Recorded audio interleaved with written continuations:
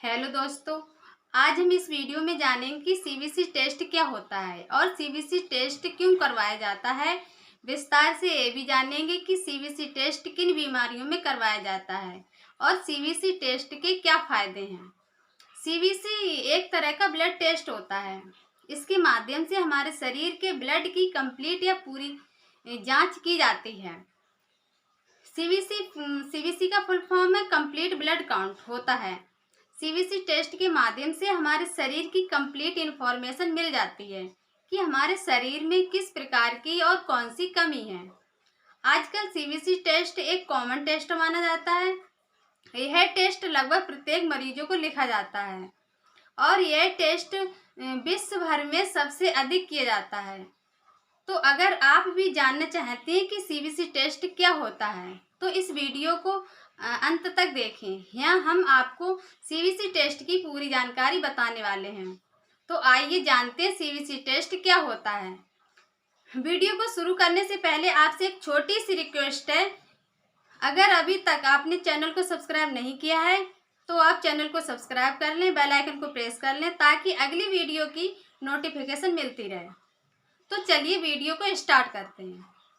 Complete blood count या CBC एक आसान और बहुत ही आम टेस्ट है।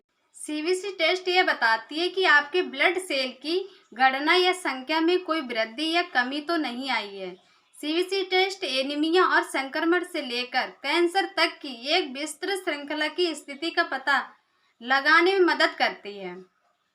बता दें कि सीबीसी टेस्ट को हिंदी में पूर्ण रक्त गणना कहा जाता है, जिसमें खून में रहे विभिन्न घटकों के स्तरों को मापा जाता है। आगे है सीबीसी टेस्ट की जांच किस आधार पर होती है। सीबीसी टेस्ट के लिए ब्लड के नमूने में खून बनाने वाली कोशिकाओं का मापन किया जाता है। वो कोशिकाएं आपके बॉडी के अंदर कौन सी हैं? लाल रक्त कोशिका, इसे इंग्लिश में आरबीसी कहते हैं। इसकी फुल फॉर्म है रेड ब्लड सेल।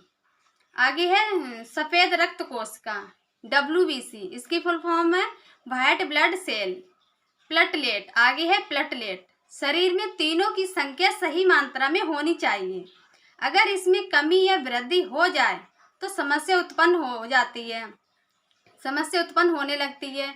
इन कोशिकाओं की मापन प्रक्रिया को ही सीबीसी टेस्ट कहा जाता है। खून में 5 मुख्य घटक होते हैं जिनका कार्य आगे वीडियो में बताने वाले हैं। सीबीसी टेस्ट में इन सभी घटकों की जांच की जाती है। आरबीसी यह ऑक्सीजन ले जाने का कार्य करती है। आरबीसी का हमारे बॉडी के अंदर क्या कार्य होता है? यह ऑक्सीजन ले जाने का कार्य करती है। पुरुषों में नॉर्मल वैल्यू होती है आरबीसी 4.7 से 6.1 सेल्स एमसीएल और महिलाओं में 4.2 से 5.4 सेल्स एमसीएल होना चाहिए। इतनी तो ये नॉर्मल वैल्यू होती है आरबीसी की। और डब्ल्यूबीसी का कार्य क्या होता है? यह शरीर में संक्रमण से लड़ने का कार्य करती है।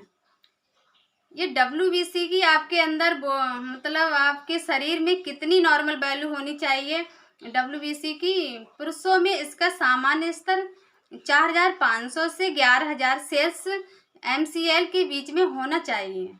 आगे प्लेटलेट। हमारे बॉडी के अंदर प्लेटलेट का क्या कार्य होता है? प्लेटलेट खून का थक्का जमाने में सहायता करता है, जो खून की स्वस्थ प्रक्रिया के लिए जरूरी होता है।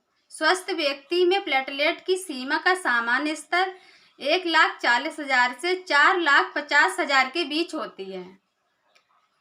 आरबीसी, डब्ल्यूबीसी और प्लेटलेट ये तीनों की मात्रा हमारे शरीर में नॉर्मल वैल्यू होनी चाहिए। अगर ज़्यादा है तब भी दिक्कत है, अगर कम हो जाएगी तब भी दिक्कत है।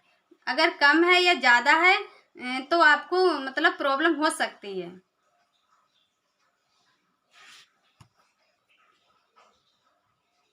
आगे हीमोग्लोबिन।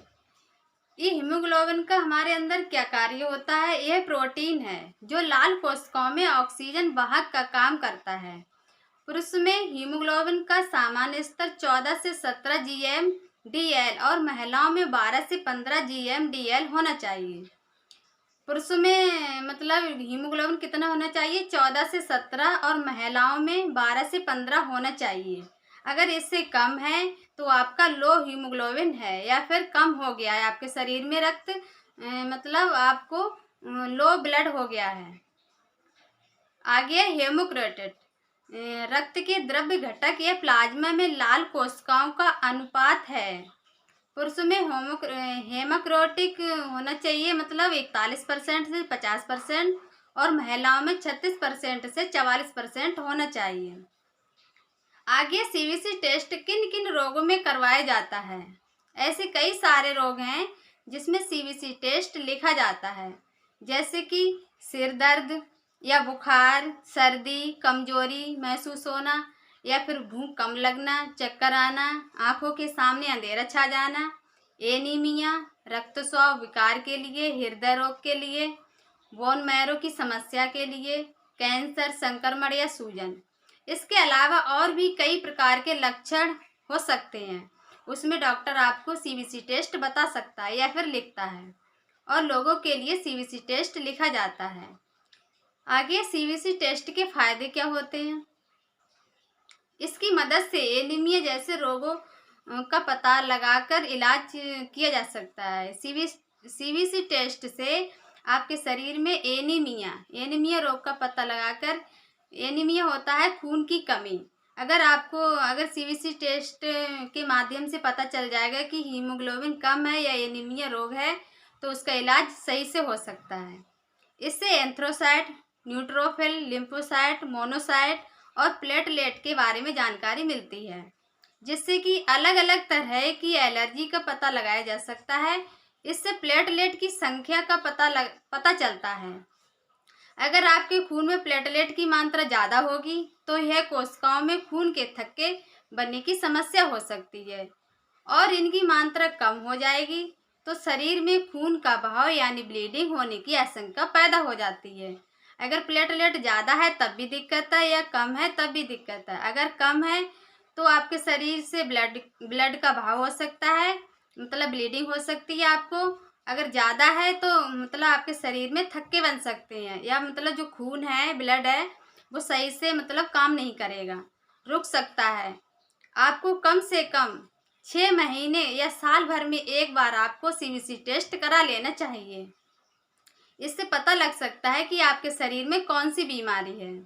आई होप आपको सीवीसी टेस्ट के बारे में जानकारी मिल चुकी होगी। आपको ये वीडियो कैसी लगी कमेंट में ज़रूर बताएं। फिर मिलते हैं नेक्स्ट वीडियो में, तब तक के लिए बाय।